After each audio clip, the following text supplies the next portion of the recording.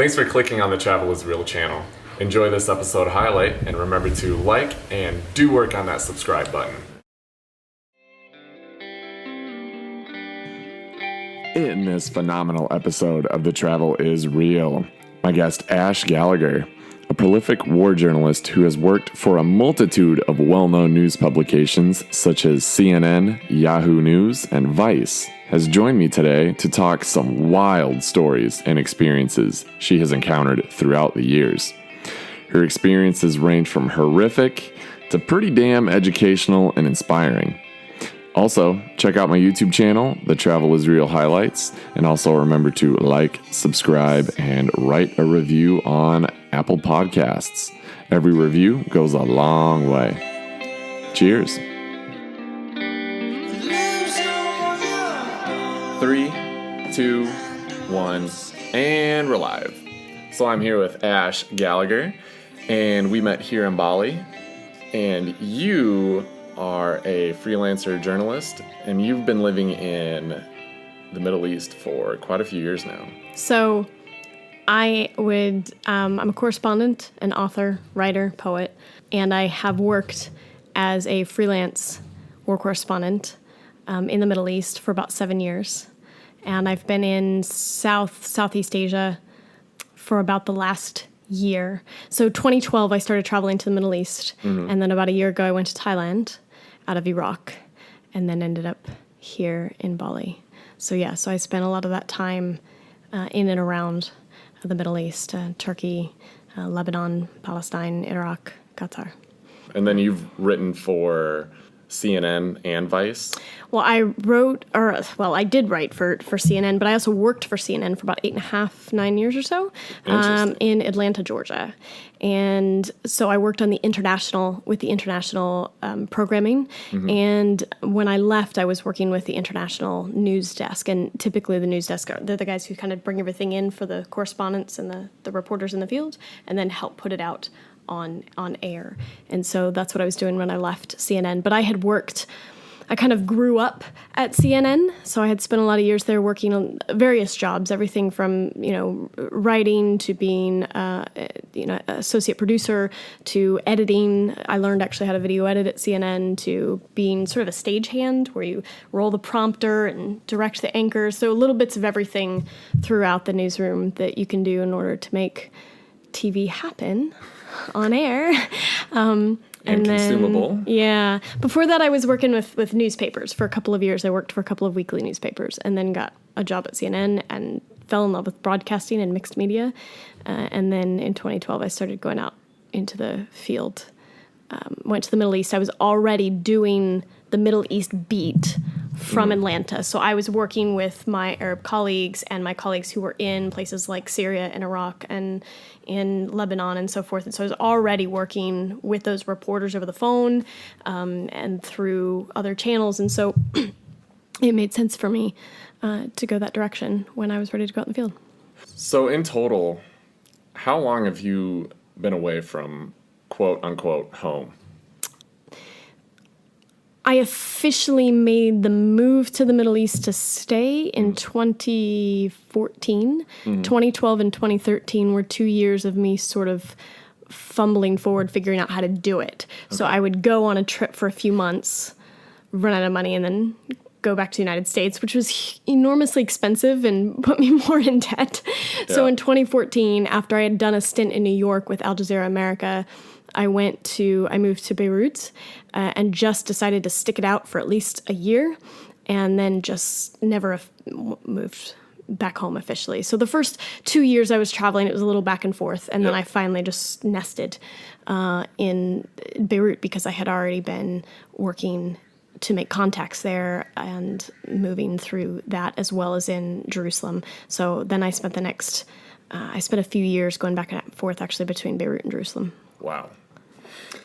As a journalist, you get to witness so many things that other people from the States, I shouldn't even say the States, most people in this world don't get to see or experience. And with that, especially in a war-torn area, have you ever been in a situation where you just thought, holy shit, I'm in danger. Everyone else around me is in danger. The irony is, sure, I think that happens a lot when you're out on the front line, but somehow in a place like Iraq, I always went in sort of at least having options. Mm-hmm. I think the time that I felt the most terrified about the situation that I was in was when I was in the custody of Turkish police. And this was before Mosul. Okay. So in the summer of 2016, there was an attempted coup by the Turkish military against the government. It is not the first time that the Turkish military has attempted to overthrow the government or has overthrown the government. Ataturk, who is considered sort of the father of modern Turkey, really wanted a system that he considered very democratic, at least from his perspective. And he was not someone who wanted religion to actually be a big part of that either. Okay. Religion was a private matter, far more. As he was a secularist to an extreme when it came to politics. And so over time, you've had several occasions where the military has overthrown the government if they felt that, not just religion, but if they felt that whoever is leading the country was too authoritarian on any level, for whatever reason. It doesn't have to be religion. It could be some other reason. But there have been various points in the 20th century where this has occurred in Turkey. Really? The military just thinks the leader is just getting a little too megalomatic. And, theoretically, you would think that the Turkish military is supposed to stand for the people. Now, I don't know all the ins and outs of Turkey. I'm not going to claim to be as educated as I probably should be. However, the idea is that, the military is supposed to, in theory, sort of stand for the people in that space. So 2016 rolls around, and there's an attempted coup. Mm-hmm. However, Erdogan is democratically elected by the people. And so he goes into hiding, but then gets on FaceTime and gets on one of the news channels and encourages people to go to the street to protest the military. Really? To, demand their democracy and so forth. And they do. A lot of pro-Erdogan people went out. So that night, I had just arrived back from the States. I had gone on a 2.5-week break or so to the U.S., and I had arrived back into Turkey. I was at the airport, and the line for immigration took exceptionally long. But I didn't think anything of it, because you're in the line and we don't know anything. What we didn't realize is the military was actually taking over the airport at that point. And I didn't know that because, everything was sort of kept, on the down low for the people who were trying to move through the airport. Mm-hmm. Oh, that would suck. Yeah. So I didn't know anything that was going on at all. So I get back to the apartment that I had been living in, or the Airbnb that I had been living in, and I take a nap because I had had a very long flight back from Los Angeles. And so it's a long flight. It's a really long flight. So I end up getting back to my apartment, and I fall asleep. And I wake up, and I hear shouts and screams and protests outside my window. And I'm probably about a 10-minute walk from the main square, Taksim Square, which is the main square in Istanbul. And I'm hearing people shouting, and I peek out my window, and I see flags, and, I hear commotion. So I hop immediately on Twitter, and I find out that this is all going on. So this is about, 10 o'clock at night.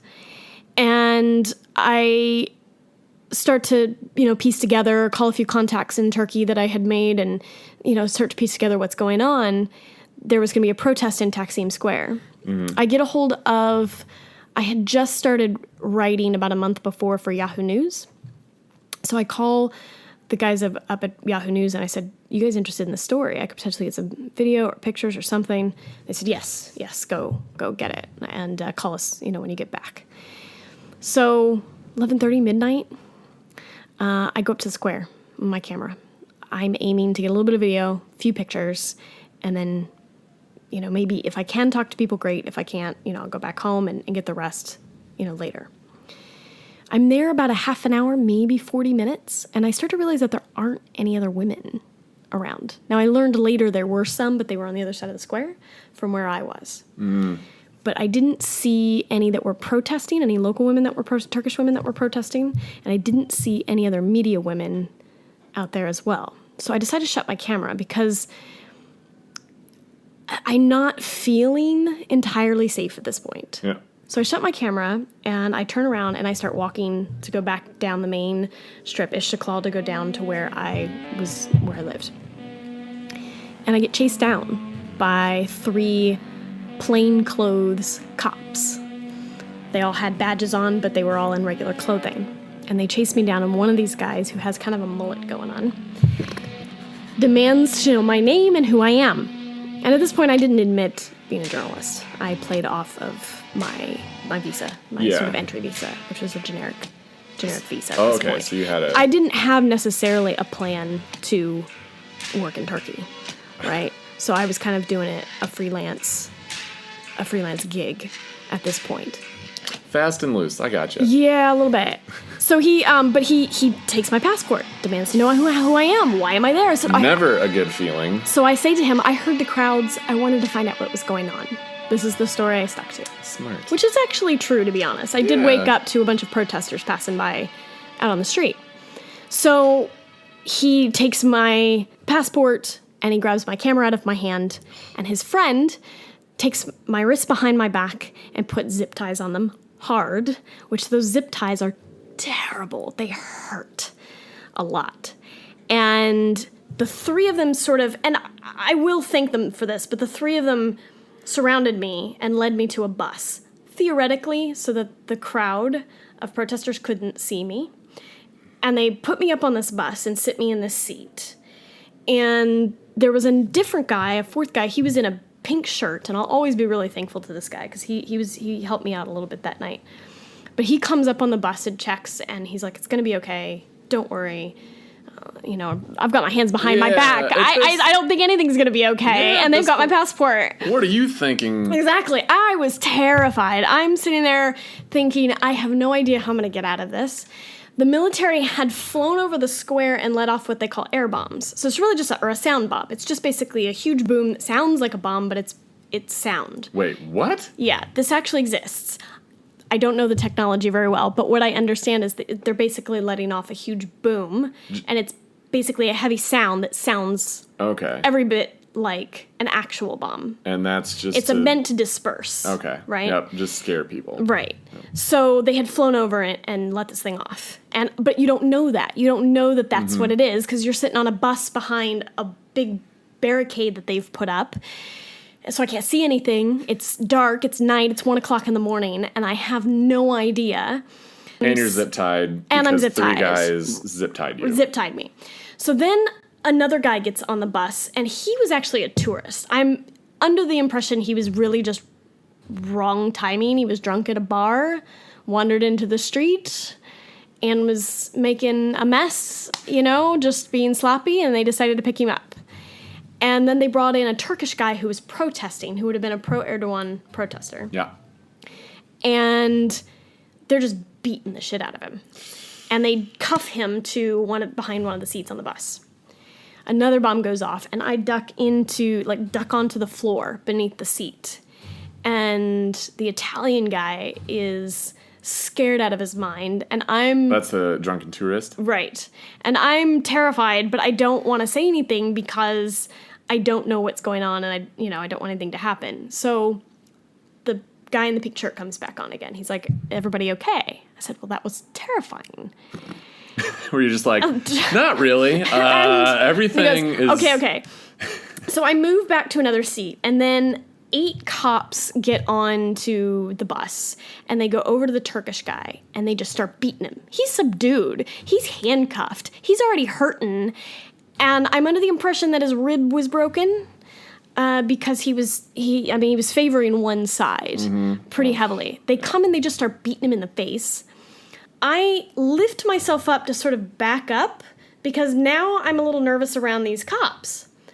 This big, fat guy, bald cop, Turkish cop, turns around, takes one look at me, and knocks my head up against the window. And I have a nose ring, so his ring got caught on my nose ring. Oh, okay. And it caused my nose to bleed. Yeah. and I smack my head against the glass. And I let out kind of a sort of sound. And the guy in the pink shirt comes back on. I think he was standing outside the bus, keeping an eye on things. So he gets back up on the bus, realizing there's commotion going on, starts screaming at the fat guy, and then takes me by the elbow and says, "Come on." So he gets me off that bus and takes me into, what do I want to call it? It's a room, but it almost reminds you of kind of a mobile home, or not really a tent, but something like that. Just sort of a small room they had set up near the protest for the cops, basically. And it had like a little closet, and it had a table and a couple of chairs and a weird couch thing. Gotcha. And they had set it up there, I think, knowing the protests were coming and this was going to be a holding room. Yep. So he takes me into this room and sits me down in the chair. He walks out. I get picked up by another cop who takes me into the closet. I'm sitting, I cross my ankles at the bottom of the chair, and he separates my ankles and looks straight at me and says, "Are you CIA? Are you CIA? You're CIA. Why are you in this country? You're CIA." I said, No. Just visiting here. And he kept saying it over again. United States government, CIA. Why are you in this country? Are you behind this? Just visiting, just trying to enjoy Are his you time. behind this? Because this at this massive point, protest? because the coup was being blamed on the United States at this point. Shit. And I'll tell you that actually Erdogan's opposition, who comes from a different faction of Islam and opposes Erdogan's government, has been living in the United States for quite some time, under asylum, and is actually considered someone who invests in a lot of positive community activities and sort of multi-faith discussions and things like that. He's actually considered somebody who's Gulen is well liked by Muslims in the United States. Okay. And the United States government, permitted him to be there. Okay. So he's been in the U.S. But Erdogan has, and if I'm missing some details about Gulen's entrance into the United States, I apologize. However, he is the opposition for Erdogan. And so there was belief that from Erdogan's government that the U.S. was harboring the person he thinks or that he alleges was behind the coup and that the U.S. was helping. There were protests at the NATO base, where the U.S. base is in Turkey as well, at that same time. So there was a lot at this point that was being blamed on the United States for the attempted coup in Turkey. Okay. So this rumor is already going around, and this is why they question me this way. And now there's a rumor that you're a spook. Right. But the guy didn't do anything more. He lets me go from back to the closet and back into the room. At one point, I had to pee. And so the guy that was in the pink shirt, I convinced him to let me go to the bathroom and to undo my ties. So several hours later, he has let me. I had it on probably for 4 or 5 hours, maybe. Little zip ties? Yeah. And then I really had to pee. So I just convinced him, let me go to the bathroom. They had a couple of sort of porta potty type set up, and he took the zip ties off me so that I could do that. We were there until about 8 o'clock in the morning, and then we were taken to the police station. And then I sat at the police station from about 8:30 in the morning until about 2:30, 3 o'clock in the afternoon. Oh my God. We sat. They hadn't still had my camera. They took the memory card out of it. Yeah. They did actually threaten to put me in jail for 5 days, and were not going to allow me a phone call to my embassy. Ooh. I had sat with one of the investigators, and he was saying, "You're not supposed to take video of police. You have violated your visa to be here. We need to put you in jail." And I said, "But you have to give me a call to my embassy." And he goes, "No, I don't." Yeah. Because they don't care. Yeah. So then I said, "Well, I really need to be able to get a hold of, friends and family and people that love me." And I sort of pulled that string with him. There was another Turkish guy, a different Turkish guy than the other kid, who was a bit older, who had connections to the government. His brother works in the government. And there was another female American photographer there who had been on the other side of the square from where I was, and she had gotten picked up as well. But she had been kept in a different bus in a different room. And the Turkish guy, I think in the end, convinced them to let us go. And so then we had to sign a waiver saying that we would never, participate in a protest, and that we weren't hurt, despite the fact that my nose was clearly bleeding. And then we were released. Holy cats! So it's safe to say that your first day in Turkey was not good. Well, it wasn't my first day in Turkey. I had been in and out of Turkey this is 2016, since 2012. So it's safe to say that day, arriving in Turkey was not the best. No. Were you up for like 36 hours? I had been up that's why I was so tired, and I think why my emotions were jittery, and why I was incredibly Ash, I think overwhelmed. Regardless of your lack of sleep, I think anyone's emotions would be a little jittery. I felt sorry for the Italian guy, more or less, because he was just wrong place, wrong time, and just drunk. Yeah. Oh, man, poor guy. Ugh. Well, shoot, I am glad to hear that you made it out okay. But the point of that was to tell you that, that is a story when I can sit here and say I felt more terrified probably in that moment than I did during times on the front line. Not to say that the front line wasn't scary. Well, yeah. I don't negate that. I just think that if there was ever a time that I didn't feel like I had any control and I had no idea if I was going to get the fuck out. That's the thing. That would have been it. I'm not a war journalist. I'm not a journalist. But, you were telling me a little bit about, being on the front line. You're with the military. And 2, you have options. There, is it safe to say, you were alone on the street. No one really knows you're there in the street. And they just take you. Right.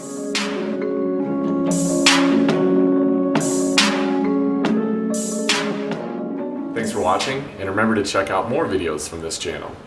And also, don't forget to check out the whole podcast on iTunes, Spotify, or your favorite podcast app. And don't forget to like and subscribe.